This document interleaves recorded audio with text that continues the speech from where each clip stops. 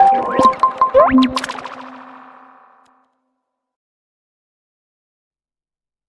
اللہ الرحمن الرحیم۔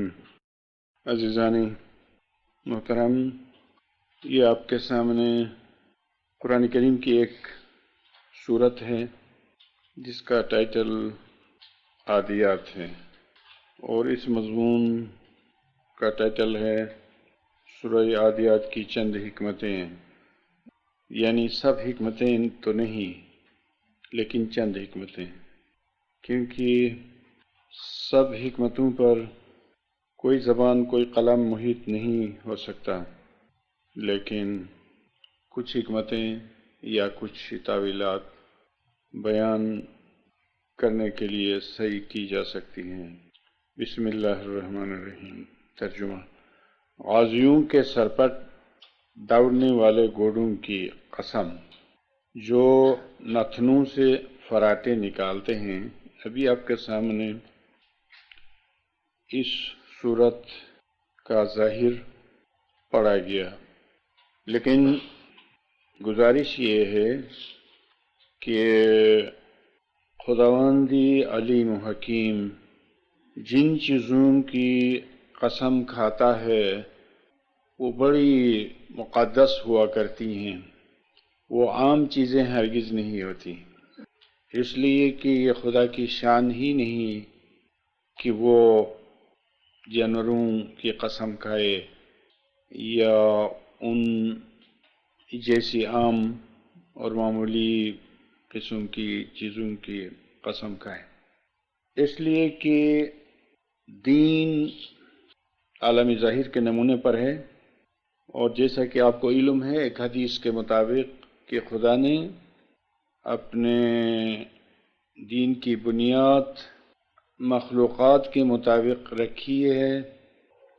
تاکہ مخلوقات سے اس کے دین کی شناخت ہو اور اس کے دین سے اس کی وحدت کی طرف راستہ ملے۔ چنانچہ دنیا میں کوئی بھی انسان جب قسم کھانا چاہتا ہے تو وہ کسی مقدس چیز کو لیتا ہے، کسی عظیم چیز کو لیتا ہے، اور سب سے بلندی پر وہ خدا کی قسم کھاتا ہے یا قرآن کی، ایمان کی قسم کھاتا ہے، اور رسول کی اور امام کی قسم کھاتا ہے۔ اس اصول کے مطابق اہل دانش کے لیے یہ اشارہ ملتا ہے کہ لازمی طور پر ان گھوڑوں کی قسم کھانے کے پس منظر میں کوئی راز پوشیدہ ہے، اور وہ راز یہاں اس تحریر میں ظاہر کیا گیا ہے۔ نقطہ نمبر 1 میں، حکمت نمبر 1 میں، کہ ظاہری جہاد کا گھوڑا ایک حیوان ہے، لیکن باطنی جہاد کا گھوڑا اول ذکر الہی ہوا کرتا ہے اور دوسرا علم، جو دونوں مختلف سطحوں پر بلند ہو جاتے ہیں، اور جب ذکر اور علم خود بخود بولنے لگتا ہے تو وہ داعی کہلاتا ہے۔ دیکھا آپ نے کہ خدا نے ذکر و عبادت کی تشبیہ گھوڑے سے دی ہے، اس لیے کہ گھوڑے سے اور گھوڑے پر نہ صرف جہاد کیا جاتا ہے بلکہ سفر کی مسافتوں کو بھی گھوڑے سے طے کیا جاتا ہے۔ ایک شہر سے دوسرے شہر میں جانے کے لیے گھوڑے کی ضرورت ہوتی تھی، اور قرآن عظیم کی تمام تر مثالیں زمانہ ماضی کے مطابق ہیں، اس میں جہاز، ریل، موٹر وغیرہ کی مثالیں نہیں ہیں، لیکن کوئی بھی ہوش مند جانتا ہے کہ خداوند عالم نے کسی مثالیں بیان کی ہیں اور ان کا مقصد کیا ہے۔ تو ذکر کی تشبیہ و تمثیل جہاد کے گھوڑوں سے دی گئی ہے، گو کہ گھوڑے کے اور بھی کام ہیں، لیکن گھوڑے کے سب سے اعلیٰ کام کا بیان ہوا ہے اور وہ ہے اسلامی جہاد۔ یعنی گھوڑے سے اور بھی بہت سے کام لیے جا سکتے ہیں، لیکن ان تمام کاموں کو چھوڑ کر گھوڑے کا جو سب سے اعلیٰ مقصد تھا اسی کا بیان ہوا ہے۔ پس ذکر کے بھی بہت سارے مقاصد ہو سکتے ہیں، لیکن ذکر کا سب سے بڑا مقصد جہادی روحانی ہے۔ اور جہاد جیسے کہ آپ جانتے ہیں کسی ملک کو فتح کرنے کے لیے ہوا کرتا ہے، اور دشمنوں کو، مخالفین دین کو اور کافروں کو شکست فاش دینے کے لیے جہاد ہوتا ہے۔ تو پھر یہاں پر پتہ چلا کہ ذکر کا سب سے بڑا مقصد کیا ہے۔ جیسا کہ آپ جانتے ہیں کہ انسان کے اندر بہت قوت ایک مملکت پوشیدہ ہے، اور فی الوقت وہ مملکت دشمن کے قبضے میں ہے۔ دشمن سے نفس مراد ہے، شیطان مراد ہے۔ اب اس مملکت کو واپس لینے کی تدبیر صرف اور صرف یہی ہے کہ جہاد کیا جائے، اور جہاد عبادت، ذکر یعنی اسم اعظم کے ذریعے سے کیا جائے گا۔ لیکن جہاد سیاحت اور سیر کا نام نہیں، اور وہ بازیچے اطفال بھی نہیں، وہ کوئی شغل بھی نہیں، وہ کوئی تماشا بھی نہیں۔ جہاد بس جہاد ہی ہے، جس کی تشبیہ یہاں دی گئی ہے کہ جس طرح زمانہ نبوت میں لشکری اسلام دشمنوں پر حملہ آور ہوتے تھے اور اس میں گھوڑوں کو اسی طرح دوڑاتے تھے جس طرح کی یہاں ذکر ہوا ہے، اس سے یہ تاثر ملتا ہے اور واضح اشارہ ہے کہ ذکر کو آرام سے نہیں بلکہ شروع میں ذکر کو سختی سے کرنا ہوگا، اور اس میں سرعت پیدا کرنی ہوگی، جس طرح یہاں اشارے میں گھوڑوں کو سرپٹ دوڑانے کا ذکر ہوا ہے۔ اور قرآن کا یہ فرمانا کہ ان جہاد کے گھوڑوں کی یہ صفت بیان کرنا کہ جب گھوڑے دوڑائے جاتے ہیں تو اس وقت وہ پتھر پر ٹاپ مار کر چنگاریاں نکالتے ہیں، بالکل ایسا ہی باطن میں ہے کہ جب کوئی بندہ مومن، کوئی ذاکر جس کے پاس اسم اعظم ہے، بول ہے، جب اپنے نفس پر جبر کرتے ہوئے سختی کے ساتھ ذکر کرتا ہے تو اس کے نتیجے میں تحلیل نفسی ہو جاتی ہے۔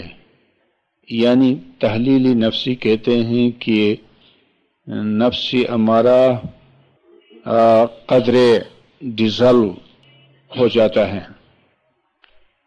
اور جس کے نتیجے میں یقیناً چنگاریاں دیکھنے میں آتی ہیں، لیکن چنگاریاں ذکر سری کے نتیجے میں نکلتی ہیں،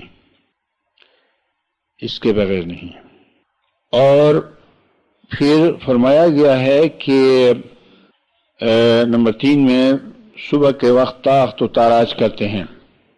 آپ یہ نہیں کہہ سکتے ہیں کہ ظاہری جہاد میں دشمن کو لوٹنے کا کام صرف اور صرف صبح کے وقت ہو سکتا ہے. یہ کوئی محدود وقت نہیں ہوتا ہے. رات کو حملہ ہو سکتا ہے، دن کو ہو سکتا ہے، دن کے کسی بھی وقت پر حملہ ہو سکتا ہے، اور مال غنیمت ضروری نہیں ہے کہ صبح کے وقت ہاتھ آئے. تو پورا مطلب باطن میں ہے اور تاویل میں یہ ساری باتیں صحیح ہیں کہ جب نورانی عبادت کا زور صبح کے وقت ہوتا ہے اور اس کے لیے وقت معین بھی صبح ہی ہے، تو پھر صبح کے وقت روحانی طور پر مال غنیمت حاصل ہو جاتا ہے. اس میں صبح کی طرف اشارہ ہے اور صبح کے وقت کی نشاندہی کی گئی ہے. تو یہ مال غنیمت کئی صورتوں میں ہے. جس طرح ظاہری طور پر اسلامی جہاد میں مالی غنیمت کسی ایک مخصوص مقدار میں نہیں ملتا تھا، وہ بہت بھی ملتا تھا اور کم سے کم بھی ملتا تھا. اسی طرح مومن کو اس ذاتی جہاد میں زیادہ سے زیادہ فقیر کو روحانی مال غنیمت کبھی زیادہ مل سکتا ہے، کبھی کم، کبھی مقامی روح پر مل سکتا ہے، کبھی مقامی عقل پر، اس کی رسائی کے مطابق، اس کی ترقی کے مطابق. اگر مومن روحانیت کے مراحل میں ہے تو وہاں پر روحانی صورت میں مالی غنیمت ملتا ہے، اور اگر وہ مومن مقامی عقل تک رسا ہو چکا ہے تو اس کو اس منزل اور اس مقام کے مطابق مال غنیمت ملتا ہے. اور مختصراً مالی غنیمت سے مراد منازل روحانیت میں روحانی چیزیں ہیں، اور مراحل عقل میں عقلی چیزیں ہیں، اور مجموعاً ہم کہہ سکیں گے کہ اس میں علم و حکمت اور روحانیت کی باتیں ہیں. ہم کیوں باور نہ کریں کہ روحانیت میں مال غنیمت ہے؟ کیونکہ مال کی تعویل جیسا کہ آپ جانتے ہیں علم ہے. مال کی تعویل علم ہے. اور دیکھا اس میں کہ آپ کو یہاں اشارہ ملتا ہے صبح کے وقت کی، اس میں اہمیت ہے، خصوصاً ان لوگوں کے لیے جو بندگی میں عبادت میں آگے بڑھنا چاہتے ہیں اور کوئی مقام حاصل کرنا چاہتے ہیں. اور قرآن میں جتنی تعویلات ہیں ان کا مرکز بڑا کام ہے، بول ہے، اسم اعظم ہے، لہذا باور کرنا ہوگا. اور نمبر 4 میں غبار اڑانے کی بات ہے کہ غبار اڑانا ایک تو یہ ہے کہ جب روحانی انقلاب برپا ہو جاتا ہے اور منزل اسرائیلی میں روح نکالی جاتی ہے تو اس وقت یہ مثال پیش آتی ہے اور یوں لگتا ہے جیسے غبار اڑ رہا ہوں. اور پھر اس وقت دشمنوں کی جماعت میں جا گھستے ہیں. یہ مجاہدین کی بات ہے.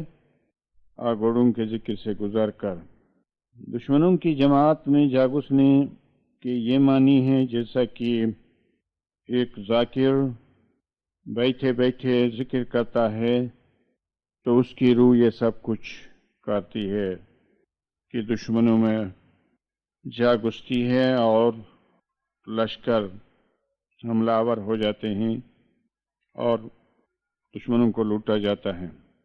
اس کے بعد نمبر 6 میں انسان کی ناشکری کی بات ہے. یقیناً یہاں پر ناشکری کا تذکرہ ہونا چاہیے کہ خداوند نے یہ ساری سعادتیں ممکن بنا دی ہیں کہ وہ اپنے لیے ایک روحانی سلطنت کو حاصل کریں اور کافروں کو لوٹیں اور روحانی و عقلی طور پر مال غنیمت کو حاصل کریں. تو اس کے باوجود جب انسان کچھ بھی نہیں کرتا ہے تو یہ بہت بڑی ناشکری ہو جاتی ہے. جس طرح سورہ عصر میں انسان کے خسارے کی بات ہے، تو یہاں پر وہی حقیقت ناشکری کے سانچے میں ڈھالی گئی ہے. ناشکری اور خسارہ معنوی طور پر ایک ہی بات ہے کہ ناشکری کرنے کی وجہ سے اور صحیح اصولوں کے مطابق عمل نہ کرنے کے سبب سے یہی خسارہ ہوتا ہے اور ناشکری ہوتی ہے اور ناقدری ہوتی ہے. خداوند نے روحانی امکانات اور روحانی نعمتوں کے تذکرے کے بعد اور کچھ اگلی صف کے مومنین کے روحانی جہاد کو بیان کرنے کے بعد مجموعی طور پر یا اکثر بیشتر انسانوں کی ناشکری کا ذکر فرمایا اور فرمایا کہ اور وہ خود بھی اس حالت پر گواہ ہے. انسان اپنی ناشکری کو جانتا ہے. اسلام میں پیدا ہونے کے باوجود اور خدا و رسول کے ارشادات کے باوجود انسان کتنا بڑا ناشکرا ہے، کتنی بڑی سستی کرتا ہے اور ان سعادتوں سے محروم رہ جاتا ہے. اور پھر ارشاد ہے کہ تو کیا وہ یہ نہیں جانتا کہ جب مردے قبروں سے اٹھائے جائیں گے. قبروں سے مردوں کے اٹھائے جانے کے دو معنی ہیں. اس کا ظاہر عام عقیدے کے مطابق ہے، جس طرح عام عقیدہ ہے کہ قبروں سے مردوں کو زندہ کر کے اٹھایا جائے گا. یہ تو ظاہر ہے. اور اس کا باطن یا حکمت یا تعویل یہ ہے کہ قبروں سے مراد انسانوں کے اجسام ہیں. ان جسموں میں بے شمار روحیں مدفون ہیں اور سوئی ہوئی ہیں یا مردہ ہیں. لیکن جب انسانی کامل میں سور اسرافیل پھونکا جاتا ہے تو اس وقت تمام انسانوں کے بدنوں سے سوئی ہوئی موت کی نیند سوئی ہوئی روحیں جاگتی ہیں، اور وہ بھی البتہ ایک ایک ذرہ. اور اس طرف جہاں اسم اعظم کا ذکر ہو رہا ہے اس طرف، اور جہاں قیامت برپا ہوئی ہے اور جہاں سور اسرافیل بج رہا ہے، اس میں ان قبروں سے یعنی تمام انسانوں کے بدنوں سے روحیں نکل کر آ جاتی ہیں اور حاصل کیا جائے گا جو کچھ دلوں میں ہے. اس کا مطلب ہے کہ جہاں اور جس شخصیت میں قیامت برپا ہو چکی ہے وہاں پر بہت سے اسرار یعنی بہت سے بید ظاہر ہو جاتے ہیں، اور یہ بید فرشتے ظاہر کرتے ہیں کہ ظاہر ہونے لگتے ہیں. قیامت کے بارے میں آپ قرآن میں جب دیکھیں گے اور مجموعی طور پر جب آپ قرآن کا مطالعہ کریں گے تو اس وقت دو نتیجے آپ کے سامنے آئیں گے جو ایک دوسرے کے برعکس ہوں گے. ایک نتیجہ یہ ہے کہ قیامت میں سب کچھ ظاہر ہو جائے گا انسانوں پر اور کوئی چیز پوشیدہ نہیں ہوگی. دوسرا نتیجہ یہ کہ کچھ لوگوں پر قیامت ان کے اندھے پنے میں گزرے گی. نہ وہ سنیں گے، نہ وہ دیکھیں گے، نہ وہ سمجھیں گے. اس لیے کہ وہ دنیا میں ایسے ہی تھے.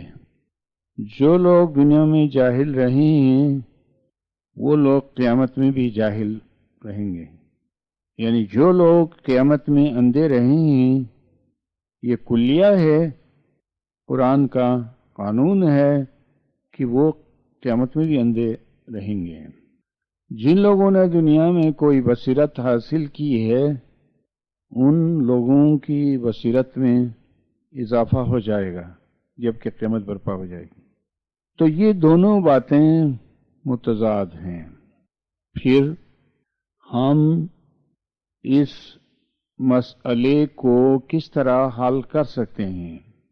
انشاءاللہ ہم اس مسئلے کو اس طرح سے حل کر سکتے ہیں کہ جہاں مجرمین یعنی کافرین کے بارے میں یہ فرمایا گیا ہے کہ قرآن جب کہتا ہے کہ وہ لوگ قیامت کے دن اس طرح فریاد کریں گے، ایسا کہیں گے اور اپنے بارے میں اور اپنے پیشواؤں کے بارے میں شکایت کریں گے وغیرہ وغیرہ، تو یہ محض ترجمانی ہے، یہ ان کی زبانی قال سے نہیں ہے، یہ ان کی زبانی حال سے ہے. کوئی فرشتہ اگر کسی پتھر کی ترجمانی کرنا چاہے تو کر سکتا ہے، حالانکہ ظاہر ہے کہ پتھر کی کوئی زبان نہیں، لیکن زبان حال تو ہے. زبان حال اس کو کہتے ہیں کہ کوئی دانا، کوئی فرشتہ، کوئی کامل انسان کسی چیز کی طرف سے اس کی حقیقت حال کے مطابق کچھ کہتا ہے تو یوں سمجھا جاتا ہے جیسے وہ چیز کہہ رہی ہو، جیسا کہ پتھر کچھ کہہ رہا ہو. اسی طرح لوگوں کو یا تو کہنا چاہیے کہ پتہ نہیں، اور کہ قرآن کے ان دو مختلف نتیجوں کے بارے میں وہ سوچتے ہی نہیں ہیں، کبھی اس کو قبول کرتے ہیں کبھی اس کو قبول کرتے ہیں. حالانکہ قرآن نے صاف لفظوں میں بیان دیا اور فرمایا کہ وَمَنْ كَانَ فِي هَذِهِ أَعْمَى فَهُوَ فِي الْآخِرَةِ أَعْمَى وَأَضَلُّ سَبِيلًا. اور جو اس دنیا میں اندھا ہے وہ آخرت میں بھی اندھا ہی رہے گا اور وہ بہت دور کا گمراہ ہو چکا ہوگا. تو گمراہی بھی اس وقت ہوئی جب کہ وہ دنیا میں اندھا ہوا، آخرت میں گمراہی کی بات ہی نہیں. تو پھر جو اندھا ہے اس کو کچھ پتہ نہیں چلے گا. لیکن لوگوں کی نصیحت کے لیے خدا نے ان کی زبانی حال سے بہت سارے احوال کو بیان فرمایا ہے، اور اس سارے اہتمام کا فائدہ صرف اور صرف مومن ہی کو حاصل ہوتا ہے اور دوسروں کو اس سے کوئی فائدہ نہیں. لہذا جب یہ پتہ چلتا ہے کہ یہ سارا انتظام اور انصرام اور اہتمام مومن کے لیے کیا گیا ہے تو مومن کوئی معمولی چیز نہیں ہے. کائناتی ظاہر و باطن کا یہ سارا بندوبست اور قرآن کا یہ سارا نظام، یہ سارا علم، یہ ساری حکمت، یہ ساری مثالیں، یہ سارے تذکرے، بیانات، نصیحتیں اور یہ سب کچھ مومنین ہی کے لیے ہیں. تو پھر مومن پر فرض ہوتا ہے کہ وہ سوچے سمجھے اور ان نعمتوں کو حاصل کرے. قرآن کے ہر مقام پر، ہر آیت میں مومن کے فائدے کے مطابق ایک بیان، ایک حکمت، ایک راز، ایک علم موجود ہے. تو مال غنیمت کو دیکھیں. زمانہ نبوت میں جب جہاد ہوتا تھا تو اس وقت اللہ مسلمانوں سے وعدہ فرماتا تھا کہ بہت بڑے پیمانے پر مالی غنیمت تم کو ملنے والا ہے، اس کا اللہ تم سے وعدہ کرتا ہے۔ لیکن ہم جب تاریخ میں دیکھتے ہیں تو ایسی کوئی بڑی فتح نہیں ہوئی، اور اب تو اسلام کے بارے میں بظاہر جو کچھ وعدہ کیا گیا تھا وہ گویا التوا میں پڑا ہے۔ اسی لیے ہم کہتے ہیں کہ اللہ نے جو کچھ وعدہ فرمایا ہے وہ روحانیت میں پورا ہوتا ہے، اور دنیاوی مالی غنیمت کی کوئی اہمیت نہیں ہے، جہاں قرآن خود دنیا کی مذمت کرتا ہے اور مالی دنیا کی بھی مذمت کرتا ہے، تو پھر اس قدر بڑھ چڑھ کر مالی غنیمت کی تعریف کیوں ہونی چاہیے؟ ہاں، اس صورت میں بالکل درست اور صحیح ہے کہ روحانی طور پر علم و حکمت کی صورت میں، روحانیت کی صورت میں اور روحانی سلطنت کی حیثیت میں جو کچھ ملتا ہے وہ تو قابل تعریف ہے۔ اسی لیے ورنہ یہ مال اگر مالی دنیا ہوتا تو قرآن کو ایسی تعریف نہیں کرنی چاہیے۔ بے شک اللہ نے جو کچھ وعدہ کیا ہے وہ روحانیت میں پورا ہوتا ہے اور پورا ہوگا۔ اس سورہ میں مجموعی طور پر مضمون کی اور موضوع کی نوعیت کچھ ایسی ہے، میں نے اس میں سے چند کلیدی باتیں بتائیں، اور آپ کوئی سوال کرنا چاہیں تو ہو سکتا ہے کہ اس سے فائدہ ہو۔ مہربانی، شکریہ۔ عزیزم معدین نے یہ سوال کیا کہ کسی بھی حدود دین میں سے کسی پر جب انفرادی قیامت گزرتی ہے تو آیا اس کا کوئی اثر یا کوئی نتیجہ دنیائی ظاہر کے سامنے آتا ہے؟ یہ سوال ہے، میرے خیال میں بہت متعلق سوال ہے، موضوع کے مطابق بھی ہے اور سود مند یعنی مفید بھی ہے۔ تو جواب کے طور پر گزارش یہ ہے کہ باطن میں جو کچھ ہوتا ہے اسی کے زیر اثر اور اسی کے نتیجے کے طور پر ظاہر میں کچھ ہوتا ہے، اس لیے کہ عالم ظاہر اور عالم باطن کے آپس میں ربط ہے اور ہم آہنگی ہے، اور باطن میں کوئی چیز ہوتی ہے، کوئی معاملات ہوتا ہے، کوئی خدا کا پروگرام مکمل ہوتا ہے، اور اسی کے زیر اثر اور اسی کے نتیجے کے طور پر ظاہر میں بہت سی چیزیں وقوع میں آتی ہیں، واقع ہوتی ہیں، ظہور پذیر ہو جاتی ہیں۔ اور جیسا کہ بارہا ہم عرض کرتے ہیں کہ جب بندائی مخلص یعنی جس کا ایمان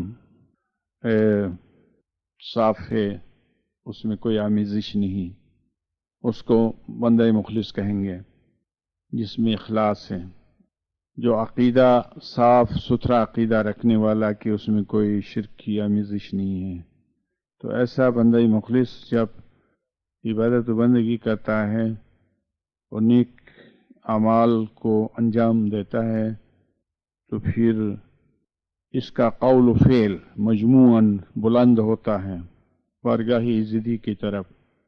عمل جو ہے قول کو اٹھاتا ہے، عمل گویا جہاز ہے، قول گویا پائلٹ ہے، تو یہ دونوں چیزیں بلند ہوتی ہیں، لیکن بلندی مکانی میں نہیں، بلندی شرفی میں۔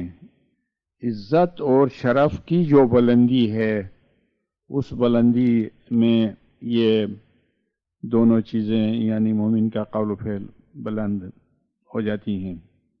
بلند ہوتے ہوتے مومن کا قول و فعل خدا کے قول و فعل میں فنا ہو جاتے ہیں. جب ایسا ہوتا ہے تو جیسا کہ یہ بات مسلمہ ہے کہ خدا کا قول و فعل جو حکم کا درجہ رکھتا ہے تو کائنات پر یہ محیط ہو جاتا ہے، اور اسی قانون کے مطابق ظاہر ہے کہ ایک بندے پر قیامت گزر رہی ہے تو ظاہر ہے کہ اس کا قول و فعل اللہ کے حضور کی طرف بلند ہو جاتا ہے، اور پھر اللہ کے قول و فعل کی حیثیت میں اور اسی مرتبت میں اس شخص کا قول و فعل یعنی اس کی پوری قیامت اور اس کے سارے نتائج دنیا پر محیط ہو جاتے ہیں، اور پھر دنیا میں اور زمانے میں جو کچھ ہوتا ہے اسی قیامت کی زیر اثر ہوتا ہے، اسی قیامت کی زیر اثر ہوتا ہے، اور اسی بندہ مومن کے حسب منشا، اور یہ کہنا چاہیے کہ خدا ایسے مومن کا وکیل ہے کہ خدا اس مومن کے لیے کیسا کرنا چاہتا ہے، کون سا طریقہ بہتر ہے، اس کے مطابق دنیا میں واقعات رونما ہوتے ہیں جو اس بندہ مومن کے مفاد میں ہوتے ہیں، لیکن ظاہری مفاد میں نہیں. اس کی روحانی سلطنت کس طرح قائم ہو اس کے مطابق یہ ہوتا ہے. اور پھر جب ایسا بندہ مومن دنیا سے گزر جائے گا تو وہ اپنے اعمال کو کائنات بھر میں دیکھے گا، محدود پیمانے پر نہیں، کیونکہ اس کا قول و فعل خدا کا قول و فعل ہو چکا تھا، اور ظاہر ہے کہ دنیا کی اور کائنات کی تمام چیزیں خدا کے قول و فعل کے تحت ہیں اور اس کے حکم اور منشا کے مطابق ہیں. لہذا ایسا کوئی بندہ جس پر دنیا میں قیامت گزر گئی تھی جب دنیا سے گزر جائے گا تو دیکھے گا کہ اس کے قول و فعل نے دنیا میں کیسے کیسے انقلابات برپا کیے اور کیسے کیسے کارنامے قائم ہوئے. تو یہ اپنی اس روحانی سلطنت میں جو مر جانے کے بعد حاصل ہونے والی ہے دیکھے گا. تو پھر اس لیے ایسی قیامتیں ہر شخص میں برپا نہیں ہو سکتی ہیں. دنیا ایک ہے، سیارہ زمین ایک ہے، زمانہ ایک ہے، امام ایک ہے، تو پھر اس کے مطابق زمانی پر کس کی قیامت محیط ہونی چاہیے. ایسی قیامتیں 10 12 20 100 البتہ بھی ایک وقت نہیں ہو سکتی ہیں، بہت محدود اور بہت خاص بات ہے. اس لیے قرآن نے فرمایا کہ سارعوا وسابقوا، تم مقابلہ کرو، ایک دوسرے سے آگے بڑھو. ظاہر بات ہے کہ اس میں کوئی ایک آگے بڑھے گا، اور جو آگے بڑھے گا سب سے وہ بہشت میں داخل نہیں ہوگا بلکہ وہ خود بہشت کا وجود بن جائے گا. اور جن لوگوں کو بہشت میں داخل ہونا چاہیے وہ اس کی ہستی میں داخل ہو جائیں گے، اس کے عالمی شخصی میں. وہ عالمی شخصی ہوگا جس کا طول و عرض کائنات کے برابر ہوگا، یعنی خدا اس کے اندر کائنات کو سمیٹے گا اور لپیٹے گا.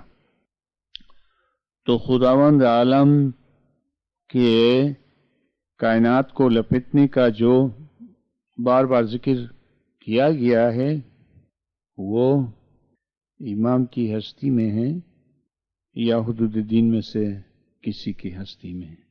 یہ عمل، یہ فعل ہوتا ہے. خدا کے بارے میں ہم عمل نہیں کہہ سکتے ہیں. عمل اور فعل میں یہ فرق ہے کہ عمل کا اطلاق بندے پر ہوتا ہے، اور خدا کے بارے میں اگر کہنا ہے تو ہم فعل کہیں گے، عمل نہیں کہیں گے. خدا کے لیے فعل ہے اور بندے کے لیے عمل ہے، جب دو مرتبوں کا ذکر ہوتا ہے. لیکن اس کے باوجود انسان کے لیے بھی فعل استعمال ہوتا ہے، لیکن عمل یعملو خدا کے لیے نہیں آتا ہے، یفعلو خدا کے لیے آتا ہے.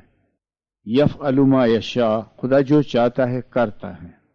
تو ایک تو ہے فعل، ایک تو ہے عمل، اور یہ فرق ہے. بہرحال میں سمجھتا ہوں کہ آپ کا سوال حل ہو گیا، اور یہ کہتے ہوئے جواب دیا گیا کہ بے شک دنیا میں جو کچھ ہوتا ہے وہ قیامت کے زیر اثر ہوتا ہے، لیکن اس کے باوجود خدا لوگوں کو بظاہر مہلت دیتا ہے، بے باطن ان کو گرفتار کرتا ہے. کیونکہ انسانوں کی دو حیثیتیں ہیں، ایک ظاہری حیثیت، ایک باطنی حیثیت. تو ظاہر میں بسا اوقات انسان کے لیے موت تک مہلت دی گئی ہے، اور اگر کسی اجتماعی قیامت کو تسلیم کیا جائے اور وہ قیامت یکایک ظہور پذیر ہو جائے تو شاید وہ مہلت بھی ختم ہو جائے. اور اگر انفرادی قیامت ہے اور پوشیدہ قیامت ہے اور لوگوں کے اندھے پنے میں قیامت ہے تو لوگ منمانی کریں گے اور قیامت گزرتی جائے گی، باطن میں وہ گرفتار ہو جائیں گے، ظاہر میں ایک کے مہلت کے تحت آزاد سمجھے جائیں گے. تاہم بحیثیت مجموعی دنیا میں جو تبدیلیاں اور واقعات رونما ہوتے ہیں اسی قیامت کے زیر اثر ہیں جو زمانے میں کسی پر گزرتی ہے. یہ آپ کے اس علمی سوال کا جواب ہے. مہربانی. بسم اللہ الرحمن الرحیم. عنوان مقالہ سورہ عادیات کی چند حکمتیں. آیت نمبر 1. ترجمہ. غازیوں کے سرپٹ دوڑنے والے گھوڑوں کی قسم جو نتنوں سے فراٹے نکالتے ہیں. آیت نمبر 2. پھر پتھر پر ٹاپ مار کر چنگاریاں نکالتے ہیں. آیت نمبر 3. پھر صبح کے وقت تاخت و تاراج کرتے ہیں. آیت نمبر 4. پھر اس وقت غبار اڑاتے ہیں. آیت نمبر 5. پھر اس وقت دشمنوں کی جماعت میں جا گھستے ہیں. آیت نمبر 6. بے شک انسان اپنے پروردگار کا بڑا ناشکرا ہے. آیت نمبر 7. اور وہ خود بھی اس حالت پر گواہ ہے. آیت نمبر 8. اور وہ دنیوی راحت کی محبت میں بڑا مضبوط ہے. آیت نمبر 9. تو کیا وہ یہ نہیں جانتا کہ جب مردے قبروں سے اٹھائے جائیں گے. آیت نمبر 10. اور حاصل کیا جائے گا جو کچھ دلوں میں ہے. آیت نمبر 11. بے شک اس دن ان کا پروردگار ان سے پورا آگاہ ہے، یعنی انہیں آگاہ کر دے گا. آیت نمبر 1 کی حکمت. ظاہری جہاد کا گھوڑا ایک حیوان ہے، لیکن باطنی جہاد کا گھوڑا اول ذکر الہی ہوا کرتا ہے اور دوسرا علم، جو دونوں مختلف سطحوں پر بلند ہو جاتے ہیں. اور جب ذکر اور علم خود بخود بولنے لگتا ہے تو وہ داعی کہلاتا ہے. یہی وجہ ہے کہ کتاب وجہ دین میں گھوڑے کی تعویل داعی ہے، جو عالم شخصی میں پوشیدہ ہے. چونکہ اذکار میں سب سے مؤثر اور کامیاب ذکر سری ہی ہے، لہذا خداوند دانا و بینا اسی کی قسم کھاتا ہے.